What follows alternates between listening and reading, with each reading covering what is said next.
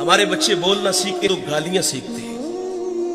ہمارے گھر کا ماحول ایسا ہے، والد بچوں کو گالیاں دیتا ہے، اور وہ بچپن میں سیکھی گالیاں کل بڑے ہو کر وہ والد کو بھی گالی دیتا ہے. فرمایا کسی کو گالی نہ دینا. اور میرے نبی کا فرمان ہے مرغے کو گالی نہ دو. کیوں؟ فرمایا اس لیے کہ وہ تمہیں نماز کے لیے اٹھاتا ہے. یہاں رک کر کے ایک جملہ عرض کروں گا. فرمایا مرغے کو گالی نہ دو، وہ تمہیں نماز کے لیے اٹھاتا ہے. آج لوگ علماء کو گالیاں دیتے ہیں جو لوگوں کو دین سکھاتے ہیں، جنہیں استنجا کرنے کا بھی پتہ نہیں نہ ہوتا، جو منہ میں آتا ہے وہ کہہ دیتا ہے. فرمایا پسو کو بھی گالی نہ دو.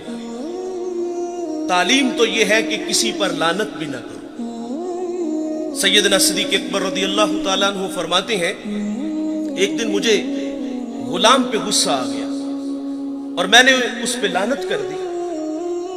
تو نبی رحمت صلی اللہ علیہ وسلم فرماتے لعینا وصدیقینا کلا ورب الکعبہ. صدیق بھی ہو اور لعنت بھی کرے؟ رب کعبہ کی قسم ایسا ہرگز نہیں ہو سکتا. تو آپ جی ہی جی میں شرمسار ہوئے اور اس غلام کو آپ نے کفارے کے طور پہ آزاد کر دیا. جابر کو حضور نے پہلی نصیحت فرمائی کہ کسی کو گالی نہ دینا. دوسری نصیحت فرمائی کہ جابر نیکی کو حقیر نہ جاننا. ہم لوگ گزر جاتے ہیں اس خیال سے کہ بھلا اس کا اجر کیا ہوگا. رحمت حق بہانہ می جوید. اللہ کی رحمت بندے کو بخشنے کے بہانے ڈھونڈتی ہے.